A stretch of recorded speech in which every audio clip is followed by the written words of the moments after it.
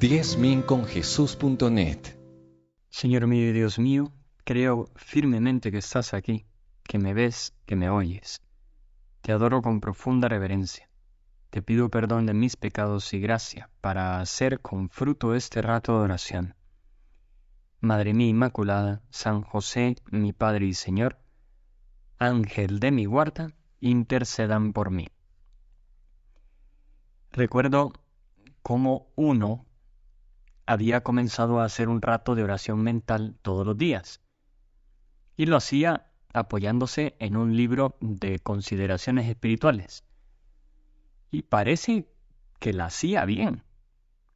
Y lo digo porque un día su mamá vio cómo aquel hijo suyo, adolescente, dejaba el libro en una mesa, prácticamente lo tiraba en la mesa, como queriéndose alejar de él, mientras decía: este libro habla.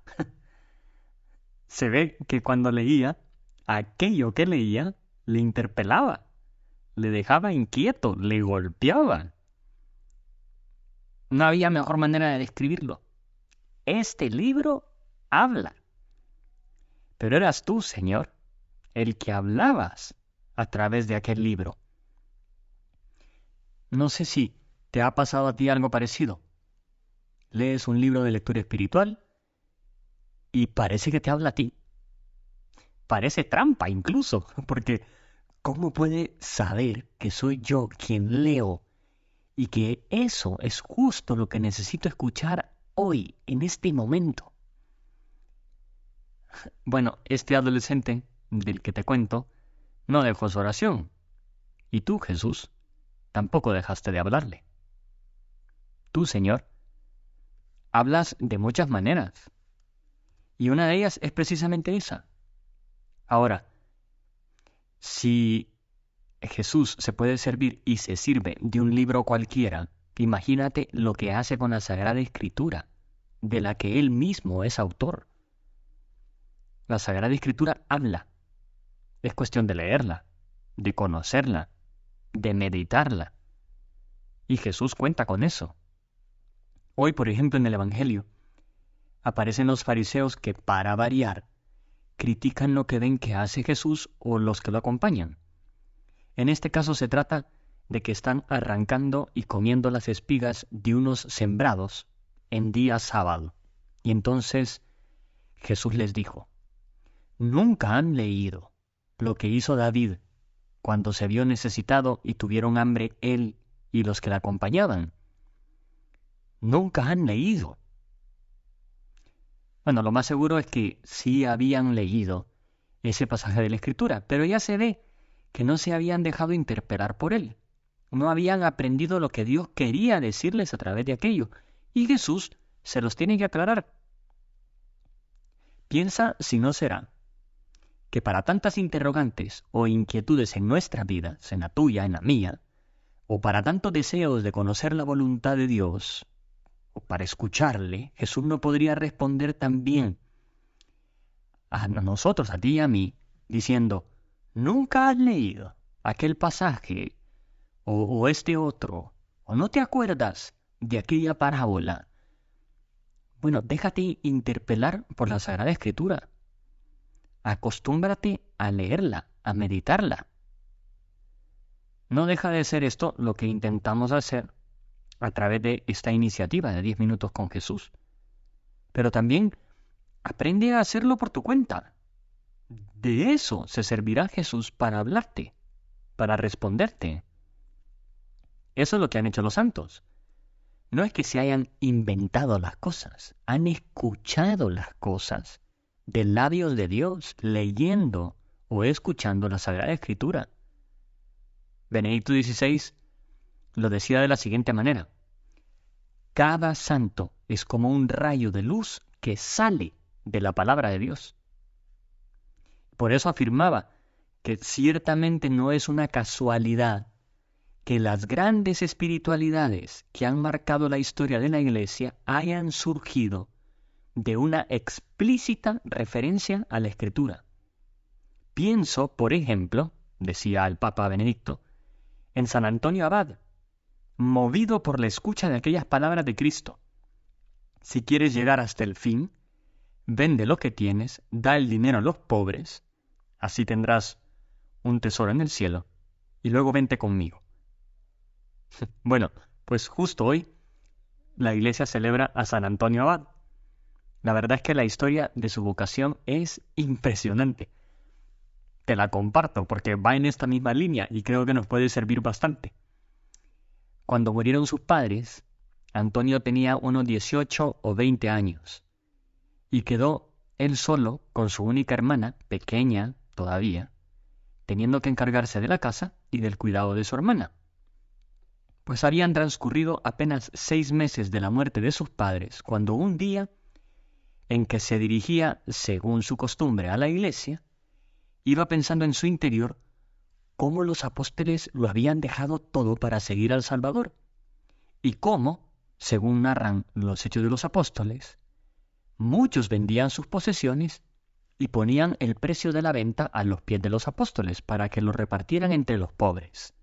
Bueno, se ve que leía la Sagrada Escritura, ¿no? Y la meditaba. Bueno, pensaba también en la magnitud de la esperanza que para estos estaba reservada en el cielo. Imbuido de esos pensamientos, entró en la iglesia y dio la casualidad, pero tú y yo sabemos que nada de casualidad, pero dio la casualidad de que en aquel momento estaban leyendo aquellas palabras del Señor en el Evangelio. Si quieres ser perfecto, ve a vender lo que tienes, dalo a los pobres, tendrás un tesoro en el cielo. Luego ven y sígueme. Entonces Antonio, como si Dios le hubiera infundido el recuerdo de lo que habían hecho los santos, y como si aquellas palabras hubieran sido leídas especialmente para él, que tú y yo sabemos que así era, salió enseguida de la iglesia, hizo donación a los aldeanos de las posesiones heredadas de sus padres. Tenía 300 parcelas fértiles y muy hermosas. Bueno, y las vendió y las donó con el fin de evitar toda inquietud para él y para su hermana. Vendió también todos sus bienes muebles y repartió entre los pobres la considerable cantidad resultante de esa venta, reservando solo una pequeña parte para su hermana. Pero no acaba ahí la cosa, porque habiendo vuelto a entrar en la iglesia, oyó aquellas palabras del Señor en el Evangelio: no se inquieten por el día siguiente. Salió otra vez. Dio a los necesitados incluso lo poco que se había reservado, porque ya no soportaba quedarse en su poder ni con la más mínima cantidad. Y encomendó su hermana a unas vírgenes que él sabía que eran de confianza, y cuidó de que recibiera una educación conveniente. Pero en cuanto a él, a partir de entonces, libre ya de cuidados ajenos, emprendió enfrente de su misma casa una vida de ascetismo y de intensa mortificación. Trabajaba con sus propias manos, porque conocía aquella afirmación de la Escritura: si alguno no quiere trabajar, que tampoco coma. Bueno, lo que ganaba con su trabajo lo destinaba parte a su propio sustento y parte a los pobres. Oraba con mucha frecuencia, ya que había aprendido que es necesario retirarse para orar sin cesar.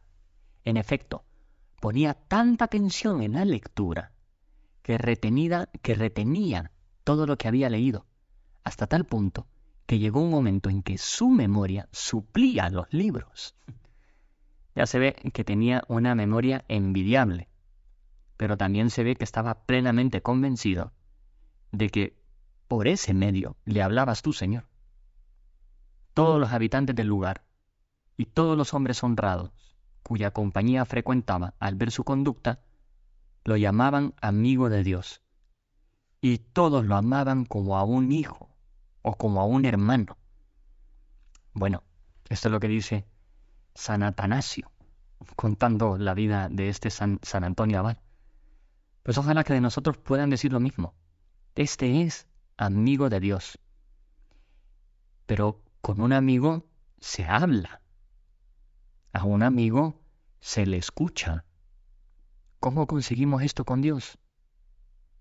recogiéndonos en oración y meditando las Escrituras, porque no se trata de cualquier libro, sino de un libro que habla, de un libro a través del cual Dios te habla.